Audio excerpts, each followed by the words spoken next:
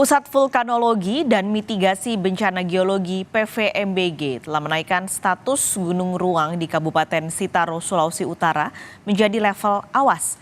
PVMBG mengimbau masyarakat untuk tidak memasuki wilayah radius 4 km dari kawah aktif gunung ruang di Sitaro. Pukul 01.08 WITA terjadi erupsi eksplosif yang menghasilkan awan panas setinggi 2,5 km dan pada jam 05.05 WITA terjadi kembali erupsi eksplosif yang menghasilkan awan panas yang mencapai tinggi kolom 1,8 km.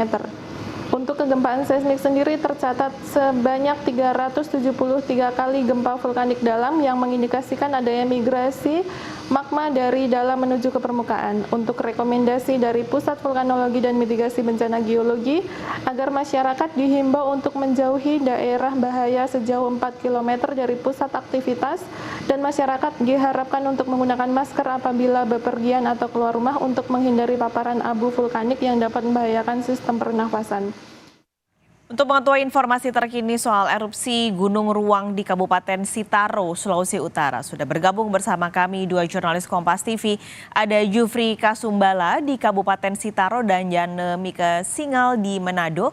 Saya akan terlebih dulu ke Jufri. Jufri, selamat siang. Untuk pantauan terkini Gunung Ruang seperti apa pagi ini?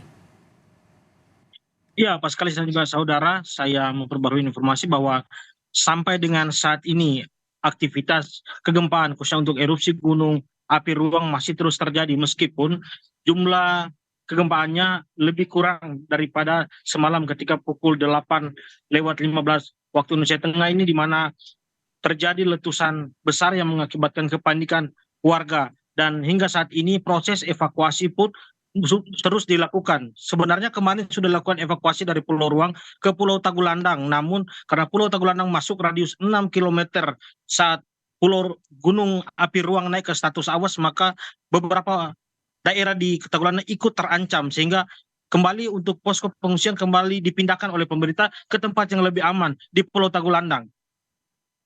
Oke, ini berarti sudah sedikit berkurang dibanding kemarin. Ini juga bagaimana dengan evakuasi warga terdampak? Apakah sudah ada pengungsi atau ada titik pengungsian yang memang sudah disiapkan untuk mereka? Iya, perubahan titik pengungsian Paskalis karena pasca meluasnya area rekomendasi PVMBG pasca naik ke status awas sesuai dengan keterangan pers yang disampaikan oleh Kapusdatin BNPB Abdul Muhari pada konferensi pers dini hari tadi, bahwa ketika luasannya mencapai 6 km, BNPB mengestimasi atau memperkirakan jumlah cakupan warga yang masuk di wilayah terancam di atas angka 11.000 jiwa. Nah, ini kemudian menjadi tantangan bagi pemerintah daerah, di mana Pulau Tagulandang, pulau yang sangat kecil itu, harus mengevakuasi lebih dari 11.000 jiwa. Dan saat ini pemerintah mencoba pendekatan berbagai hal dan memindahkan dari sisi ibu kota, khususnya di kota Tagulandang ini, ke sisi timur maupun di sisi barat, untuk memastikan bahwa tidak terdampak lagi oleh gunung api ruang yang saat ini erupsi, Paskalis. Oke, adakah juga imbauan terutama untuk warga setempat setelah tadi ada area yang meluas, adakah imbauan dari otoritas setempat untuk warga di sana? Ya, Paskalis, pemerintah daerah khususnya di sini terus berkoordinasi dengan beberapa pihak baik BNPB maupun BMKG. Salah satu saran BMKG adalah meminta warga yang berada di daerah pesisir untuk dipindahkan ke dataran yang lebih tinggi. Hal ini mengingat menurut BMKG bahwa gunung api ruang erupsinya berpotensi untuk tsunami, karena sesuai dengan riwayat sejarahnya gunung api ruang pernah meletus dan juga pernah terjadi tsunami. Ini yang kemudian menjadi titik fokus dari BMKG dan berkoordinasi dengan pemerintah daerah. Karena itu daerah di pesisir yang masuk rawan saat ini coba dipindahkan ke daerah yang lebih aman lagi.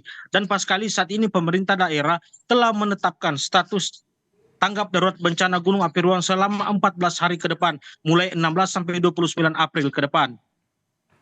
Oke, jadi sudah ada tanggap darurat yang disematkan di sana. Terima kasih Jufri Kasumbala melaporkan langsung dari Kabupaten Sitaro. Kini kita bergeser ke Manado.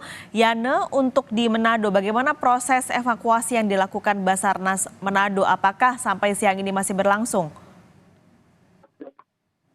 Ya, selamat siang Paskalis. Untuk informasi kami sampaikan bahwa saat ini Saya sedang berada di Bandara Internasional Samratulangi Kota Manado, di mana Bandara Samratulangi Kota Manado ini terdampak abu vulkanik dari erupsi Gunung Ruang yang terjadi di Kabupaten Kepulauan Sitaro. Dan saat ini memang bahwa dari otoritas terkait telah menyampaikan bahwa Bandara Internasional Samratulangi Manado sendiri ini ditutup operasionalnya sampai pukul 4 sore waktu Indonesia Tengah, dan penutupan operasional bandara ini sebagai dampak dari erupsi Gunung Ruang yang terjadi di Kabupaten Kepulauan Sitaro. Sejumlah penerbangan memang telah dikonfirmasi ditunda penerbangannya lantaran abu vulkanik dari Gunung Ruang ini berdampak terhadap keselamatan penerbangan, sehingga sampai pukul 4 sore nanti pihak bandara dan otoritas bandara Samratulangi Manado telah mengkonfirmasi bahwa operasional Bandara Internasional Samratulangi Manado ini ditutup hingga pukul 16.00 waktu Indonesia Tengah. Paskalis.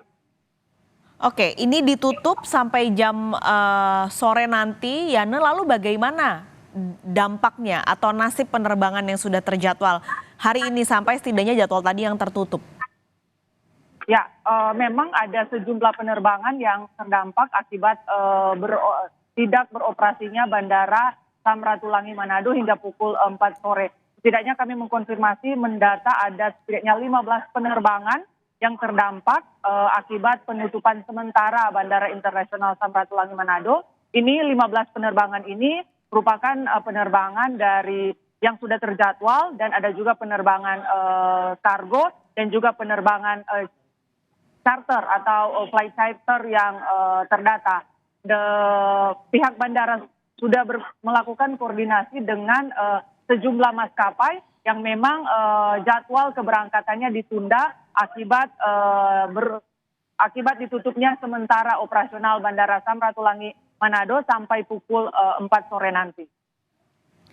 Baik, terima kasih Yana Mika Singal melaporkan langsung dari Manado, dan sebelumnya ada Jeffrey Kasumbala dari Kabupaten Sitaro. Terima kasih teman-teman.